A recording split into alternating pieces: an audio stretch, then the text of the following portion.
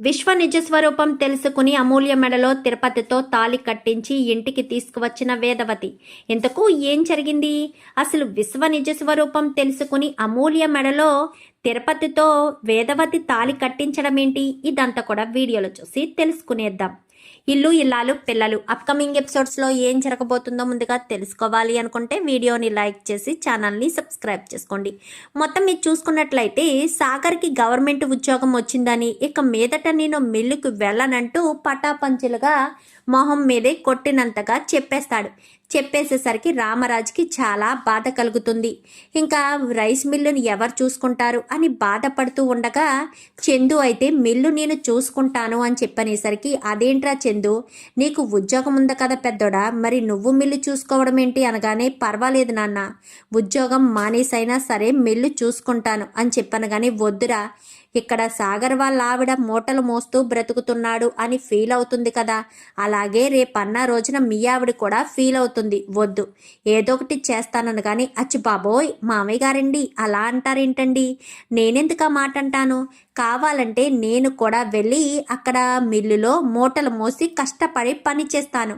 మీరు సంతోషంగా ఉంటేనే మేము సంతోషంగా ఉంటాము, మీరు బాధపడుతూ ఉంటే మేము బాధపడుతూ ఉండలేం మామయ్య గారు, అది మీరు అర్థం చేసుకోండి అంటూ మాట్లాడేసరికి ఇంకా ఏం మాట్లాడాలో అర్థం కాదు. ఇంకా అలాగా మాట్లాడడంతో ఇంకా రామరాజు ఇంకా వల్లి చెప్పిన మాటలకు నిజమని నమ్మి మిల్లు తాళాలు వల్లి చేతిలో పెట్టడంతో ఇంకా అందరూ షాక్ అయిపోతారు. కానీ వల్లి వాళ్ళ అమ్మ వాళ్ళైతే తెగ సంతోషపడిపోతారు. ఆ నర్మద ఎక్కడ దొరుకుతుందా అనుకున్నాను, మొగుడికి గవర్నమెంట్ జాబ్ విషయంలో దొరికేసిందమ్మా, ఇంకా నర్మద మనల్ని ఏమీ చేయలేదు, పైగా రైస్ మిల్లు పగ్గాలు మనకి వచ్చేసాయి, ఇంటి పెత్తనం వస్తే బాగున్ను అని మనం అనుకున్నాము, పెత్తనం చేతిలోకి వచ్చినట్టే వచ్చి ఇట్టే వెళ్ళిపోయింది, ఇప్పుడు కూడా హ్యాపీగా ఉందాము, ఇక మీదట మనం ఏం చేసినా కానీ ఎవ్వరు అనేవాళ్ళు ఆడేవాళ్ళు ఉండరు, మీ ఆయన అవేమీ పట్టించుకోడు, ఏ గొడవ ఉండదు, హ్యాపీగా మనం నొక్కాల్సిన డబ్బులు నొక్కేయచ్చు అంటూ ఇంకా భాగ్యం అనేసరికి, అవునోయ్ అమ్మాయి, మా ఆయన అసలు పట్టించుకోడు, ఇంకా మిల్లు మన్నదే, మిల్లులో వచ్చే డబ్బులు ఎప్పటికప్పుడు నొక్కేసి, నాన్న నువ్వు సైడ్గా ఒక బిజినెస్ పెట్టుకోండి చాలు, హ్యాపీగా మీ లైఫ్లు పోతాయి, ఏ హోటల్లో పెట్టుకున్నా చాలా సంతోషంగా హోటల్లో ఉండొచ్చు అనగానే, అవునమ్మా, దానికోసం డబ్బులు తీసుకుంటూ ఉంటే సరిపోతుంది అని ఇంకా వీళ్ళు మాత్రం తెగ పగటి కళ్ళలు కనేస్తారు. పగటి కళ్ళలు కనేసరికి ఇంకా వేదవతికి ధీరజు సాగరు నర్మద చేసిన పని అస్సలు నచ్చదు, చాలా బాధపడుతుంది. నా కుటుంబంలో ఎన్ని గొడవలు ఎన్ని కలతలు ఎందుకు వస్తున్నాయి, మొదట నా కూతురు మమ్మల్ని నమ్మించింది, నిజం ఇదే అని అనుకుని పెళ్లి చేద్దామని అన్ని ఏర్పాట్లు చేసుకుంటే తీరా మోసి నా శత్రువుల దగ్గరికి వెళ్ళిపోయింది, ఇప్పుడు నేనేమో ఏం చేయాలో అర్థం కావట్లేదు, ఇప్పుడేమో వీడు రైస్ మిల్లు చూసుకుంటాడు కదా అనుకుంటే మా ఆయనకి ఇష్టం లేని గవర్నమెంట్ జాబ్ చేసుకుంటున్నాడు అని ఎంతగానో వేదవతి ఆలోచనలో పడుతుంది. నీదంతా ఏం చేయాలి, ఎలా ఇదంతా సాల్వ్ చేయాలి అని ఆలోచిస్తున్న వేదవతికి ఇంట్లో నాకు ప్రశాంతత లేదు, గుడిలోనే ప్రశాంతత దొరుకుతుందని ఎంతగానో బాధపడుతూ ఇంకా ఆ రోజు గుడికి బయలుదేరేసరికి ఇంకా గుడిలో అప్పుడే అమూల్య కూడా గుడికి వెళ్తుంది. ఆ రోజు అమూల్య చాలా బాధపడుతూ గుళ్ళోకి అడుగు పెడుతుంది. ఇద్దరు కూడా ఒకరి బాధను ఒకరు చెప్పుకుంటారు. అమూల్య ఏమో తప్పు చేయలేదు అని బాధపడుతుంది, ఇక్కడేమో సాగర్ వాళ్ళు ఎలా చేశారని వీళ్ళ బాధపడతారు. ఇంకా వీళ్ళిద్దరు బాధ ఇంచుమించుగా బాధపడుతూ ఇద్దరు కూడా ఒకే స్తంభం దగ్గరికి కూర్చుని ఉంటారు.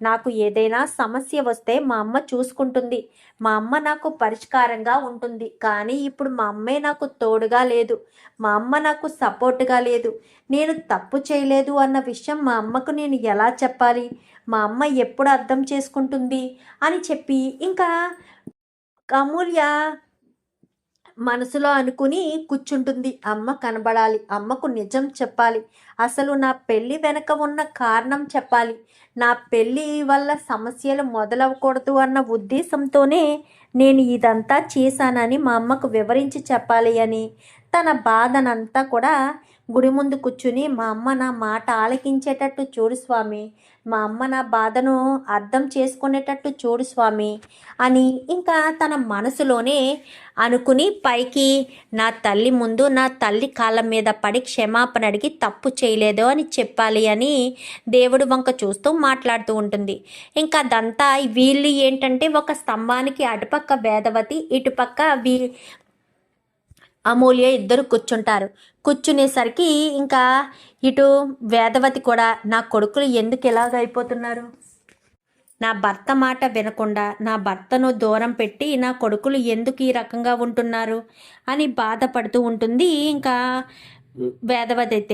వేదవతి అయ్యేసరికి ఇద్దరు కూడా ఇంకా అక్కడ ఒక ఆవిడ వచ్చి అమ్మ ప్రసాదం తీసుకోండి అమ్మా అని చెప్పాను. కానీ ఇంకా ప్రసాదం తీసుకుంటారు. అమ్మాయి నువ్వు కూడా ప్రసాదం తీసుకో అనేసరికి నా వెనక ఇప్పటి వరకు ఎవరున్నారు అని ఇలా ఇటు అటు కూడా పక్కకు జరిగి చూసేసరికి ఇద్దరు అమూల్య వేదవతి ఉండేసరికి చిచ్చి గుడికి వచ్చిన ప్రశాంతత లేదు అని ఎంతగానో బాధపడుతూ ఇంకా వెళ్ళబోయేసరికి అమ్మ ఒక్కసారి నేను చెప్పేది వినమ్మా, నా బాధ అర్థం చేసుకో, నేను చెప్పేది ఒక్కసారి వినమ్మా, నేను తప్పు చేయలేదు అంటున్నాను కదమ్మా, నేను ఏ తప్పు చేయలేదమ్మా అని నువ్వు అర్థం చేసుకోవాలి, ప్లీజ్ అమ్మా నా బాధను అర్థం చేసుకో అని ఎంతగానో బ్రతిమాలుతూ ఉంటుంది.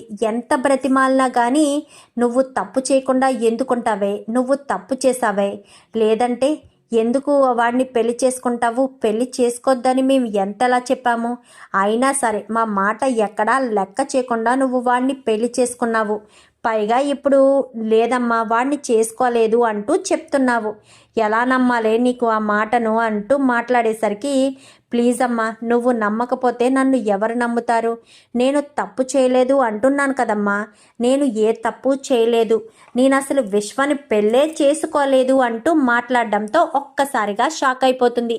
ఏంటి నువ్వు విశ్వను పెళ్లి చేసుకోలేదా, ఏం మాట్లాడుతున్నావే, విశ్వ నీ మెడలో తాళి కట్టాడు కదా, ఒక రోజు రాత్రంతా విశ్వ నీతో ఉన్నాను అని కూడా చెప్పాడు, నీ మెడలో తాళి కడితేనే కదా విశ్వకు నాకు పెళ్ళి అయిందని అందరి ముందు తాళిబొట్టు తీసి చూపించావు అనగానే అసలు ఏం జరిగిందంటే అంటూ ఇంకా వల్లి ఇటు అమూల్య మీద విశ్వకు ఇద్దరూ ప్రేమించుకునేటట్టు ఏం చెప్పిందో, తర్వాత వీళ్ళిద్దరి మధ్య రాయబారం ఎలా నడిపిందో, తర్వాత వీళ్ళిద్దరూ కలిసి అమూల్యను అంటే భాగ్యం వల్లి ఇద్దరు కలిసి అమూల్యను తీసుకెళ్ళి విశ్వకు అప్పగించడం, విశ్వకు ఆ రాత్ర చేసిన పని గురించి ఉంది కదా, రాత్రంతా నిన్ను నా దగ్గరే ఉంచుకుని మరుసటి రోజు తీసుకువెళ్ళి నీ జీవితాన్ని నాశనం చేశానని కూడా చెప్పే పని ఉండదు, నువ్వే ఖచ్చితంగా ఏదో చేసుంటావు అని చెప్పి ఇంకా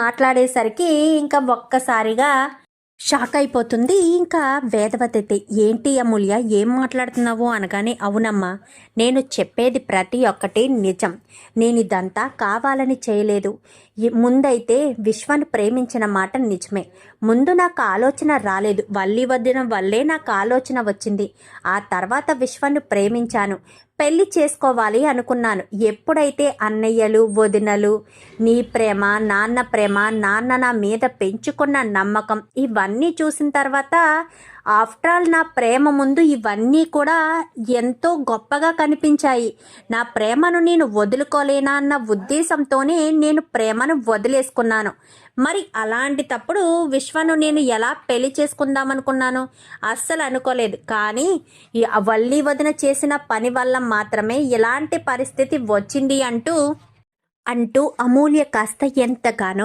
ఏడుస్తూ ఉంటుంది. ఏడుస్తూ ఉండేసరికి ఇప్పుడు నేను ఏం చేయాలి, ఆ విశ్వగాడితో పెళ్ళి జరగలేదు కాబట్టి అమూల్యకు పెళ్ళి జరగలేదు, వాడింట్లో ఉండవలసిన అవసరం నా కూతురికేంటి, నేనే ఏదో ఒక నిర్ణయం తీసుకోవాలి, నా కూతురు భవిష్యత్తును నేనే కాపాడుకోవాలి, ఇప్పుడు నేను ఏదో ఒకటి ఆలోచించాలి అని ఇంకా తనని ఒళ్ళో పడుకోబెట్టుకుని అంటే తన దగ్గర తీసుకుని ఎంతగానో ఏడుస్తూ ఉంటుంది. నా జీవితం ఎలా అయిపోయింది ఏంటమ్మా, నేను మీరు చూసిన పెళ్లి సంబంధం చేసుకోవాలని ఎంతగానో అనుకున్నాను, నాన్న పరువును నిలబెట్టాలనుకున్నాను, కానీ నాకు ఎలాంటి పరిస్థితి వచ్చినందుకు చాలా బాధగా ఉందమ్మా, నేను మీ పరువు తీయాలని అస్సలు అనుకోలేదమ్మా. కానీ నాకు తెలియకుండానే పరువు తీసే పరిస్థితి వచ్చింది. నన్ను క్షమిస్తారమ్మా. నాన్న నన్ను క్షమించి దగ్గరికి తీసుకుంటారా? నువ్వు నన్ను క్షమిస్తావమ్మా అనగానే, అదేంటి అమూల్య, నువ్వు తప్పు చేయలేదు అని తెలిసిన తర్వాత క్షమించకుండా ఎలా ఉంటాను? నువ్వు ఏ తప్పు చేయలేదని నాకు అర్థమైంది. నువ్వు దీని గురించి ఆలోచించొద్దు, ఇంకా టెన్షన్ పడకు, నేనేదో ఒక నిర్ణయం తీసుకుంటాను అని చెప్పాను. కానీ ఏం నిర్ణయం తీసుకుంటావమ్మా అని చెప్పనేసరికి, చెప్తాను, నేను ఏం చేసినా ఏం చేయమన్నా నువ్వు వెనక ముందు ఆలోచించకుండా చేస్తావా అనగానే, నా ప్రాణం తీసుకోమన్నా కానీ వెనక ముందు ఆలోచించనమ్మా. ఎందుకంటే నువ్వు నా భవిష్యత్తును నాశనం చేసేదానివి కాదు, నాకు జన్మనిచ్చిన కన్న తల్లివి. మరి నాకు జన్మనిచ్చిన నువ్వు నా జీవితాన్ని నాశనం చేస్తావని ఎందుకు అనుకుంటాను?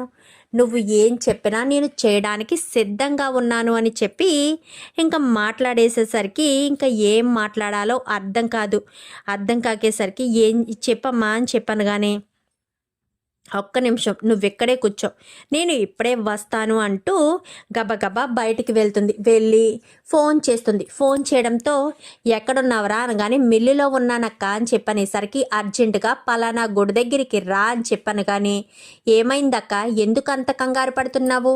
ఎందుకు నన్ను గుడి దగ్గరికి రమ్మని చెప్తున్నావు అనగానే, లేదు అర్జెంటుగా గుడి దగ్గరికి రా అని చెప్పి మాట్లాడేసరికి, సరే అని, అక్క ఎందుకు రమ్మంటుందో ఏంటో అనుకుంటూ ఇంకా వెంటనే, చందు ఎక్కడ రైస్ మిల్ చూసుకుంటున్నాడు, ఒరే పెద్దోడా అనగాని, ఏంటి మామ అని చెప్పాను. కానీ అమ్మ ఎందుకో గుడి దగ్గరికి రమ్మని చెప్పిందిరా, నేను వెళ్తున్నాను అనగానే, సరే మామ నేను ఇక్కడ చూసుకుంటానులే, అమ్మ ఎందుకు రమ్మందో ఏంటో అని చెప్పి ఇంకా గుడి దగ్గరికి వెళ్తాడు. వెళ్ళేసరికి అమూల్య ఏడుస్తూ ఉంటుంది.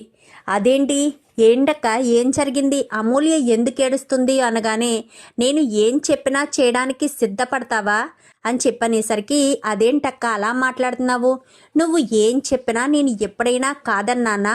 నువ్వు ఎప్పుడైతే బావని పెళ్లి చేసుకుని ఇంటి నుంచి బయటికి వచ్చావో అప్పుడే నేను నీ వెంట వచ్చేసాను. మరి నువ్వు ఏం చెప్పినా చేయడానికి నేను సిద్ధపడతాను అని చెప్పి మాట్లాడేసరికి, అంటే ఏంటి, అయితే వెంటనే వెళ్ళి ఈ బట్టలు కట్టుకురారా అని చెప్పనేసరికి, పెళ్లి బట్టల్లా ఉన్నాయి ఏంటక్క అని చెప్పాను. కానీ నేను ఏం చెప్పినా వెనక ముందు ఆలోచించకుండా చేస్తానన్నావు కదా, మాట్లాడకు, వెళ్ళు ఈ బట్టలు కట్టుకురా అని చెప్పాను. కానీ సరే అక్క అని వెంటనే వెళ్ళి పెళ్లి బట్టలు కట్టుకుని వస్తాడు. కట్టుకుని వచ్చేసరికి పెళ్లి తిలకం దిద్దుతుంది, బాసికం కడుతుంది. కట్టి తీసుకొచ్చి, పంతులు గారు మీరు పూజ చేపించండి అనగానే, ఏం మాట్లాడు, చెప్పాడు కదా నువ్వు ఏం చెప్పినా చేయడానికి సిద్ధపడతానని. సో అందుకని కూర్చోబెట్టి పూజలు చేపిస్తూ ఉంటుంది. బాబు నీ పేరేంటి అని చెప్పి పేరు అడుగుతూ ఇంకా పూజ చేయిస్తూ ఉంటాడు. చేయిస్తూ ఉండేసరికి, ఇప్పుడే వస్తాను అని చెప్పి గబగబా మళ్ళీ వేరే గదిలోకి వెళ్తుంది. గదిలోకి వెళ్ళి గదిలోంచి అమూల్యను పెళ్లి కూతురుగా రెడీ చేసి బయటకు తీసుకొస్తుంది. ఒక్కసారిగా తిరుపతి షాక్ అయిపోతాడు. ఏం చేస్తున్నావక్క, అమూల్యను పెళ్లి కూతురుగా తీసుకొచ్చావేంటి? అమూల్య విశ్వ భార్య కదా, విశ్వ పెళ్లి చేసుకున్నాడు కదక్క అని చెప్పాను. కానీ లేదురా తిరుపతి, ఆ తాళి విశ్వ కట్టిన తాళి కాదు, అమూల్య తన మెడలో తానే వేసుకున్న తాళి అని చెప్పాను. కానీ ఒక్కసారిగా షాక్ అయిపోతాడు తిరుపతి. అయితే ఏం మాట్లాడుతున్నావక్క, ఏంటి అమూల్య తన చేతులతో తనే మెడలో తాళి వేసుకుందా అని చెప్పాను. కానీ అవును, అసలు ఏం జరిగిందో నీకు తెలియాలి, అప్పుడే అమూల్య తన మెడలో తాళి ఎందుకు వేసుకుందో నీకు తెలుస్తుంది అంటూ మొత్తం స్టార్టింగ్ నుంచి కూడా విషయం అంతా చెప్పుకొచ్చేసరికి ఒక్కసారిగా షాక్ అయిపోతాడు తిరుపతి. అంటే ఇదంతా వల్లి చేసిందా? విశ్వ కావాలని అమూల్యను ప్రేమించినట్టు నాటకమాడా? అమూల్య జీవితాన్ని నాశనం చేయాలనుకున్నాడా? వాడు ఎంత దుర్మార్గంగా ప్రవర్తించడం ఏంటక్క, అసలు వాడిని వదిలిపెట్టకూడదక్క అనగానే, అవును అదే నేను అనుకుంటున్నాను, వాణ్ణి ఎట్టి పరిస్థితుల్లోనూ వదిలిపెట్టకూడదు. వాడు నా కూతురి జీవితాన్ని నాశనం చేయాలనుకున్నాడు. వాడు నా కూతురి జీవితాన్ని నాశనం చేయాలంటే నేను చూస్తూ ఊరుకుంటానా? అందుకోసమనే అమూల్యను నీకిచ్చి పెళ్లి చేస్తున్నాను అనగానే, బావ ఒప్పుకుంటాడక్క, అమూల్యను పెళ్లి చేసుకోమంటే నువ్వు ఏం చెప్పినా చేయడానికి నేను సిద్ధమే, చావమన్నా చేస్తాను. కానీ అమూల్యను పెళ్లి చేసుకోమంటున్నావు, బావ ఏమంటాడో అనగానే కూతురి జీవితం నాశనం అయిపోతుంది, ఎవరికో ఇచ్చి లేదా ఇంట్లో తీసుకొచ్చి పెడితే పరువు పోతుంది అని అనుకునే కంటే నా తమ్ముడికి ఇచ్చి పెళ్లి చేయడంలో తప్పు లేదు కదా అని చెప్పి మాట్లాడేసరికి, నీ ఇష్టమక్క, నువ్వు ఏం చెప్పినా చేయడానికి సిద్ధంగా ఉన్నాను అని చెప్పాను కదా అని చెప్పనగానే సరే అని వెంటనే ఇంకా పంతులు గారు మంత్రాలు చదవండి అనగానే మంత్రాలు చదువుతూ ఉంటారు. చదువుతూ ఉండేసరికి ఇంకా అమూల్య కూడా ఏం మాట్లాడదు. తన భవిష్యత్తు ఎలా ఉండాలో తల్లి డిసైడ్ చేశాక తను ఆ భవిష్యత్తుకే సిద్ధపడి ఉంటుంది తప్ప ఇంకా ఏది మాట్లాడే ఉద్దేశం ఉండదు తనకి. అందుకే తను ఏం మాట్లాడకుండా సైలెంట్గా ఉంటుంది. ఇంకా బెల్లం జీలకర్ర పెట్టిన తర్వాత ఇంకా తాళి కట్టేస్తాడు. తాళి కట్టేసేసరికి ఇంక ఇద్దరు కూడా తన కాళ్ళ మీద పడి, వేదవతి కాళ్ళ మీద పడి ఆశీర్వాదం తీసుకుంటారు. ఇంకా ఆశీర్వాదం తీసుకున్న తర్వాత అక్కడి నుంచి పద ఇంటికి వెళ్దాం అనగానే భయంగా ఉందక్క అనగానే నేను ఉన్నాను కదా, నేను చూసుకుంటాను, పదండి ఇంటికి వెళ్దామని ఇద్దరు కూడా బయలుదేరతారు. ఇంకా ఇద్దరు కూడా బయలుదేరి అంటే ఇద్దరితో పాటు వేదవతి కూడా ముగ్గురు బయలుదేరి ఇంటికి వస్తారు. ఇంటికి వచ్చేసరికి కార్ ఆగుతుంది. రామరాజు బయట అరుగు మీద కూర్చుని ఏంటమ్మా మీ అత్తయ్య ఇంకా రాలేదేంటి అనగానే తెలీదు మామయ్య గారు అని చెప్పి ఇంకా చెప్తుంది ప్రేమ. చెప్పేసరికి కారు వచ్చి ఆగడంతో ఇదేంటి మన ఇంటికి కారు వచ్చింది అని అనుకుంటూ ఉండగానే ఈలోపు బుజ్జమ్మ దిగుతుంది. బుజ్జమ్మ దిగేసరికి అదేంటి అత్త కారులో వచ్చింది అనుకుంటూ ఉండగానే అదేంటి మీ అత్త కారులో వచ్చింది ఏంటమ్మా అని రామరాజు అంటాడు. రామరాజు అనేసరికి ఈలోపు ఇటుపక్క డోర్ తీసి ఇద్దరు కూడా అడుగులు బయట పెట్టి తిరుపతి ఇటు అమూల్య ఇద్దరు కారు వైపు నుంచి దిగి రామరాజు ఎదురుగా నిలబడేసరికి ఒక్కసారిగా కుర్చీలో కూర్చున్నవాడు కాస్త లేచి నిలబడిపోతాడు. లేచి నిలబడడంతో ఇంకా ఏంటిది అని చెప్పి గబగబా కిందకొస్తారు. కిందకొచ్చేసరికి ఈలోపు నర్మదా సాగర్ ఇల్లంతా కూడా గబగబా బయటకు వచ్చి చూసేసరికి ఏంటత్తయ్య ఏం చేశారు, అసలు అమూల్యకు తిరుపతికి పెళ్లి చేయడం ఏంటి అనగానే ఏంటి బుజ్జమ్మ ఏం చేస్తావో నీకేమైనా అర్థమవుతుందా, విశ్వను పెళ్లి చేసుకుంది కదా అమూల్య అనగానే లేదండి, అమూల్య విశ్వను పెళ్లి చేసుకోలేదు, అసలు విశ్వకు అమూల్యకు పెళ్లి జరగలేదు అంటూ చెప్పడంతో ఒక్కసారిగా షాక్ అవుతుంది.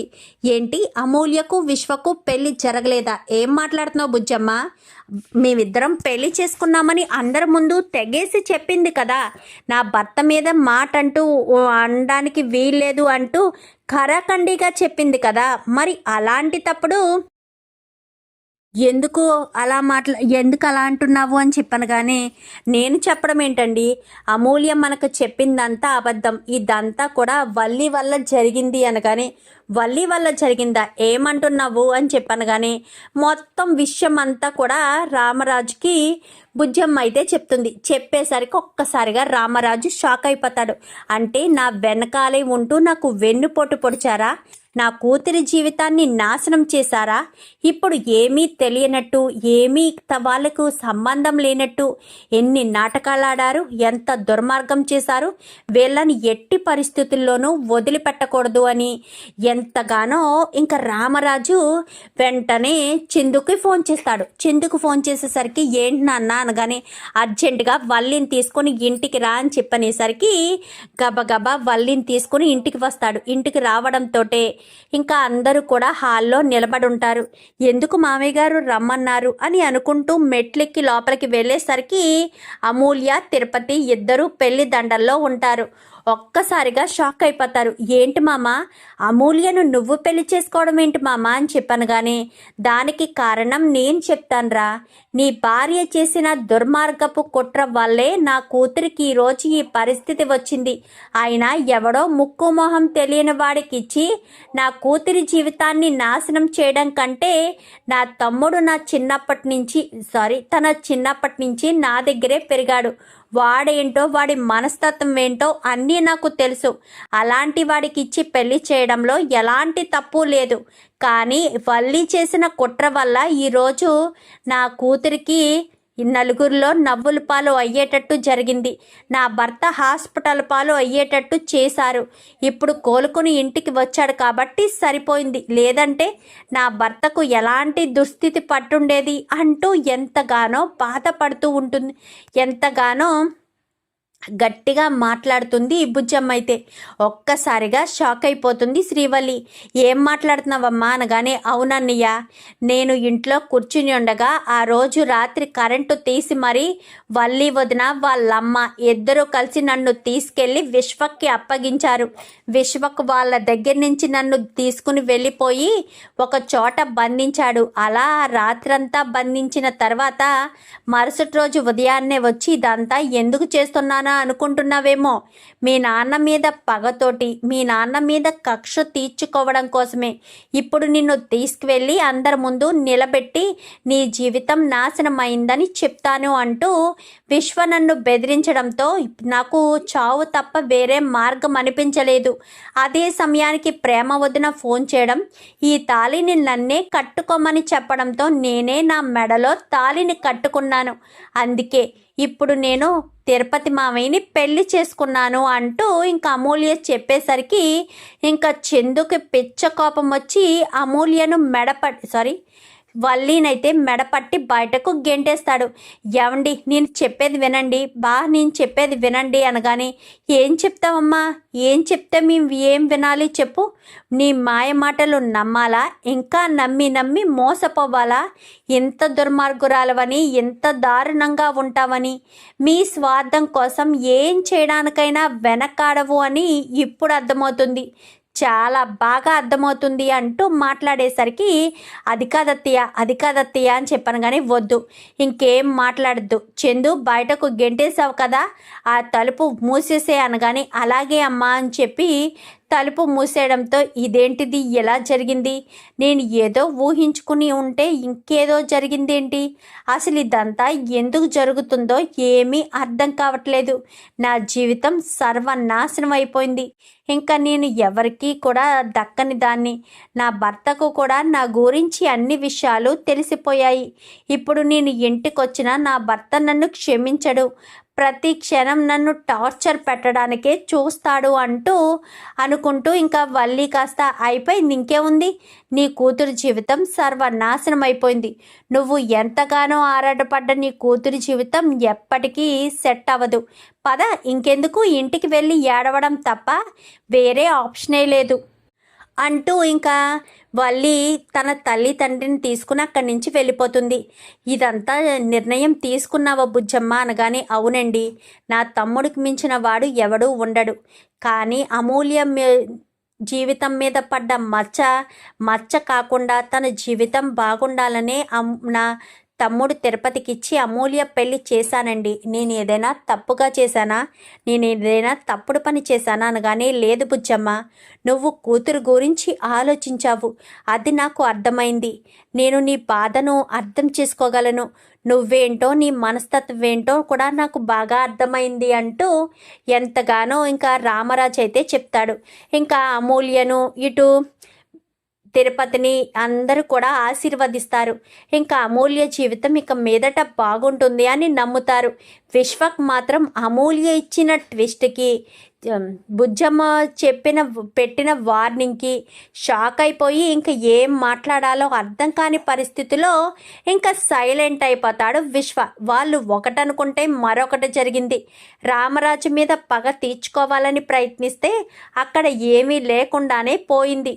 చూద్దాం మరి రాబోయే ఎపిసోడ్స్లో ఈ రకంగానే విశ్వకు వీళ్ళందరికీ అమూల్య తిరుపతి పెళ్లి చేసి దిమ్మ తిరిగే షాక్ ఇవ్వాలని మీరు కూడా కోరుకుంటే వీడియో నచ్చితే లైక్ చేసి ఛానల్ని సబ్స్క్రైబ్ చేసుకోండి.